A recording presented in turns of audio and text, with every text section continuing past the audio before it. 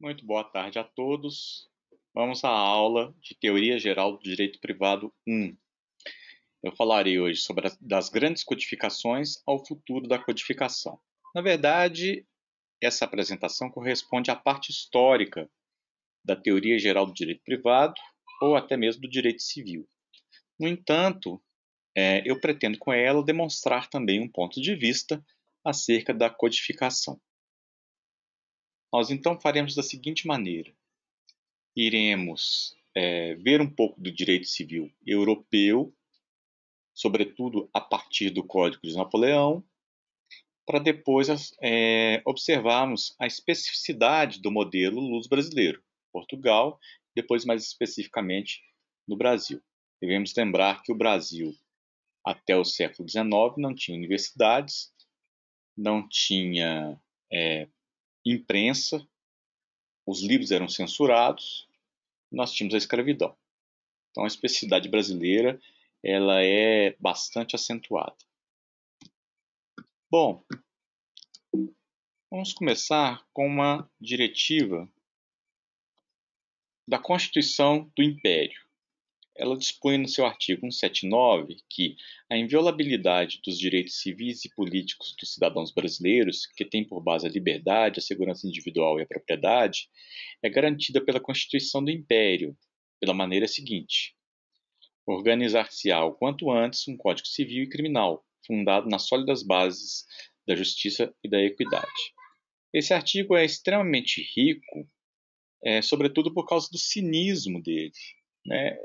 Quando se fala em segurança individual, propriedade e liberdade, está se falando de um Estado liberal. E, na verdade, os constitucionalistas costumam dividir as fases do constitucionalismo em três: em Estado liberal, em Estado social, depois Estado democrático. Isso, ao meu entender, não se aplica ao Brasil, porque o nosso Estado liberal ele começou no Império, mas ele tinha escravidão, e continuou na República Velha, que tinha o voto de cabresto. Nosso Estado social foi feito com uma ditadura, sobretudo na ditadura do Vargas, Estado Novo. Depois tivemos um pequeno espasmo de democracia, e depois o governo militar, para retomarmos a democracia, que, no meu entender, ainda é muito frágil, a partir de 1988. Mas isso é só uma digressão. Interessa-nos aqui que a Constituição dizia para se criar o quanto antes um Código Civil e um Código Criminal. O Código Criminal foi criado. O Código Civil só veio a ser criado durante a República. Bom, o que é código? Essa é a primeira pergunta que nós temos que nos fazer. Para tanto, vamos partir de uma acepção mais ampla e uma acepção mais restrita do que seja código. Na acepção ampla, código vem de codex, que é tronco ou tabuleiro de madeira. Mas o que mais interessa para nós é o livro compacto, que é um códice, por oposição aos rolinhos de papiro ou pergaminho. Então, a forma de armazenar o conhecimento sob a forma de códex ou de códice é essa do livro encadernado, sem ser como base os rolos. Então, é essa a acepção de código, certo? A mais ampla. No direito, no entanto, há uma certa confusão de conceitos, como compilação, consolidação e codificação.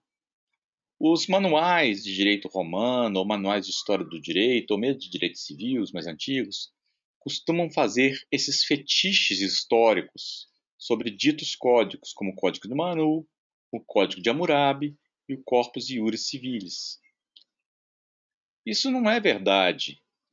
Não se tratam verdadeiramente de códigos, mas de documentos normativos, que significavam algo. O Código de Hammurabi, por exemplo, é uma pedra. Então, compilação é simplesmente uma justaposição das leis. Vou coletar todas as leis acerca da locação imobiliária urbana no Brasil. E eu faço uma compilação. Uma consolidação é bem mais sofisticada. O autor da consolidação faz um processo hermenêutico para que várias leis já vigentes possam conviver num único códex de maneira harmônica. Por exemplo, a consolidação das leis civis, ou, mais próximo de nós, a consolidação das leis trabalhistas. Tomaram-se várias leis trabalhistas num processo hermenêutico que evitava a repetição e a contradição, fazia-se a consolidação. A codificação ela é muito mais séria. Ela parte do zero e institui um novo documento.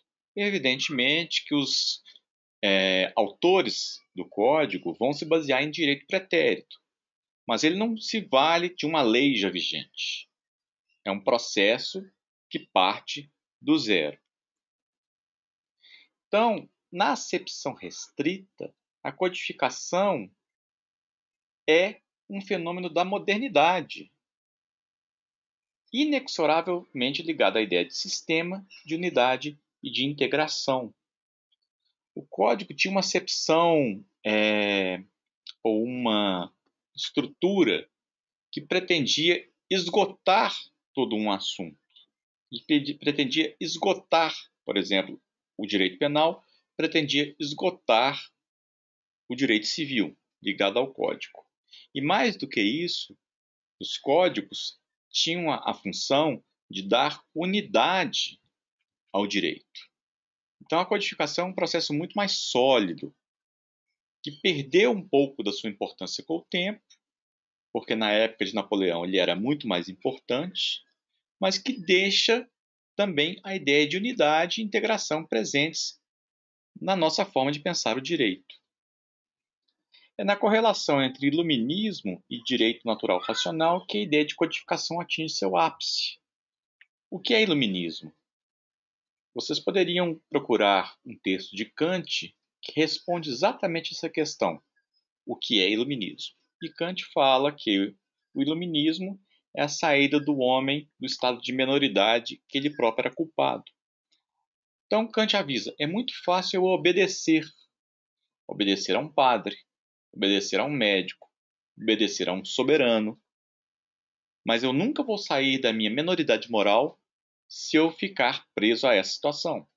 E ele fala, sapere aude, ouse saber, tenha coragem de servir do próprio entendimento. Essa é a ideia matriz do iluminismo e do direito natural racional. A ideia de autonomia, de que eu posso produzir normas para mim mesmo. E os códigos do jusracionalismo abraçaram essa ideia. Nós ainda iremos desenvolver muito a ideia de autonomia ao longo do curso, mas já a primeira ideia já fica pré-estabelecida aqui para nós, que o iluminismo e o jusracionalismo não só criaram os primeiros códigos, como também prezavam muito a ideia de autonomia. Os primeiros códigos de direito natural racional foram austríaco e prussiano. Eles tinham uma crença crítica na razão. Sim, isso soa quase como um oxímoro, uma falta de crítica na racionalidade. Porque eles tinham uma tal crença no poder da racionalidade humana que eles fizeram códigos que pretendiam regular todo a forma de vida das pessoas, como o Código Civil prussiano, que tinha 19 mil artigos. Ele falava até em que momento a mãe deve amamentar o bebê. A segunda geração de códigos ela é muito mais importante, e ela se baseia, tem como ícone, o Código Civil francês, de 1804, e que está em vigor até hoje, com muitas modificações. O Código Civil teve uma importância gigantesca, porque foi ele que estabeleceu, de uma vez por todas, que a França é uma nação una e indivisível. Ela substituiu o particularismo feudal por um direito francês baseado na razão. Para superar a dicotomia do norte, da Normandia, que ainda tinha um direito costumeiro, e um direito do sul, que era mais baseado no direito romano, no Corpus Iuris Civilis.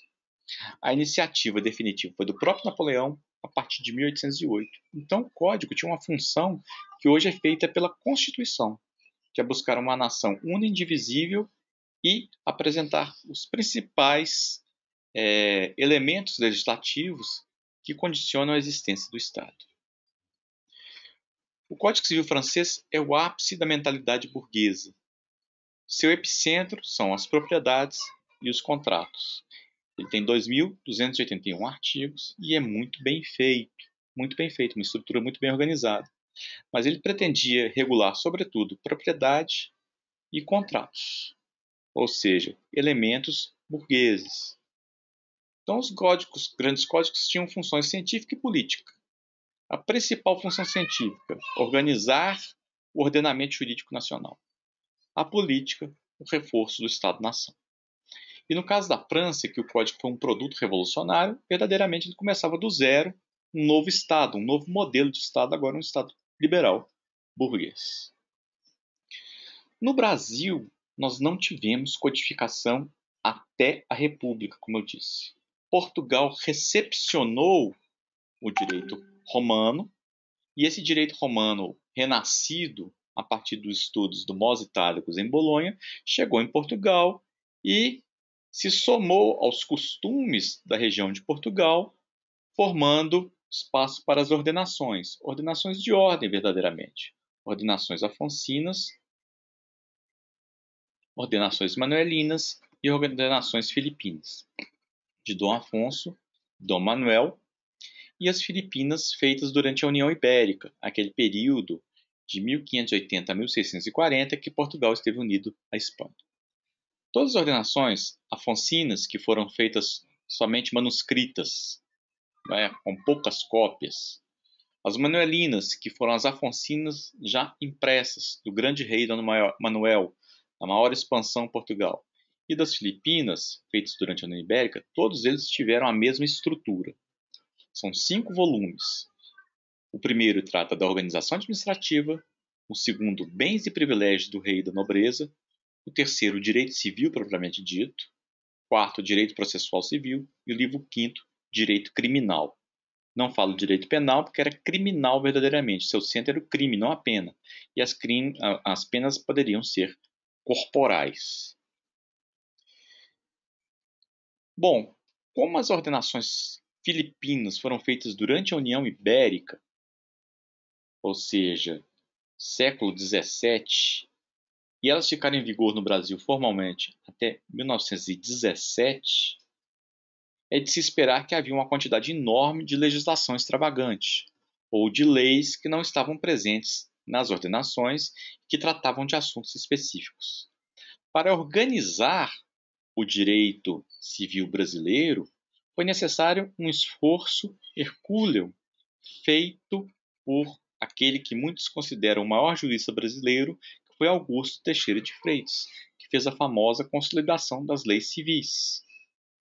A Consolidação das Leis Civis continha uma parte geral e uma parte especial, sendo extremamente inovadora nesse processo. Tanto que o Código Alemão fez uma parte geral e uma especial.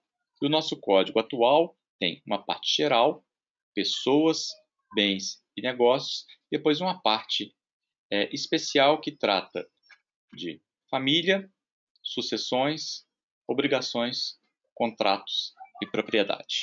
Fundamentalmente, um código burguês. Tratava contratos e propriedade. O primeiro grande esforço de codificação foi feito pelo próprio autor da Consolidação das Leis Civis. Augusto Teixeira de Freitas fez o esboço do Código Civil, de 1859 a 1864. Freitas, no entanto, se perdeu nesse movimento de codificação, o código ficou grande demais e ele começou a perder a sua sistemática. E ele não chegou a entrar em vigor como lei, ele simplesmente foi publicado em fascículos à medida que Freitas ia produzindo o esboço. Um esboço muito extenso, com 4.908 artigos publicados, sem esgotar a matéria de direito civil, e o contrato com Freitas, entre Freitas e o Império, de produzir um código, foi rescindido oficialmente em 1872. Então, nós ainda estamos com as consolidações. Os códigos feitos pelo mesmo autor das consolidações, como foi o esboço do Código Civil de Freitas, não entrou em vigor. Foram depois várias outras tentativas de fazer uma codificação no Brasil. Nenhuma delas entrou em vigor, mas prevaleceu o Código Bevilacqua, originando o primeiro Código Civil brasileiro, que ficou em vigor de 1917 até 2003. No meu entender, não é Freitas o maior jurista do Brasil. No meu entender, é Clóvis Bevilacqua, mas isso é uma discussão que fica para depois. O Código Civil atual, de 2002, ele teve sua apresentação no Congresso à época da ditadura. Tá? Então a ditadura quis fazer um novo Código Civil e foi apresentado por Miguel Reale, na figura ali com as suas vestes de integralista, que foi apoiante dos regimes ditatoriais, e ele que fez um anteprojeto de Código Civil encaminhado à Câmara em 1975. Miguel Reale era o mentor do anteprojeto. Quais que foram os motivos científicos de se pegar um código cujo anteprojeto foi feito em 75, na ditadura, para ressuscitá-lo e colocá-lo como projeto da Câmara? Quais que foi o motivo científico? Motivo científico nenhum. O Código Civil, que entrou em vigor em 2002, era a época de Fernando Henrique Cardoso e o ministro da Justiça, Miguel Reale Júnior, filho de Miguel Reale. Então, o ministro da Justiça fez os seus esforços para que esse anteprojeto de 1975 entrasse em vigor e conseguiu. O que se espera da codificação? Por muito tempo, o direito civil foi visto como sinônimo de Código Civil. E a divisão das cátedras ou das disciplinas na nossa faculdade, na Vetusta Casa de Afonso Pena e em várias outras instituições, ainda é feita com base nos livros de direito civil. A Teoria Geral 1 e 2, que trata da parte geral do Código Civil, pessoas, bens e negócios. Depois, a segunda parte, a parte especial do Código Civil, que trata, como eu disse, família, sucessões, obrigações e contratos, além da própria propriedade. Então, nós temos a divisão do estudo do direito civil ainda baseado em cátedras correspondentes às divisões do Código Civil. E tal é o fechamento epistêmico do Código Civil que há algumas esquizofrenias temáticas. A gente estuda propriedade no direito civil.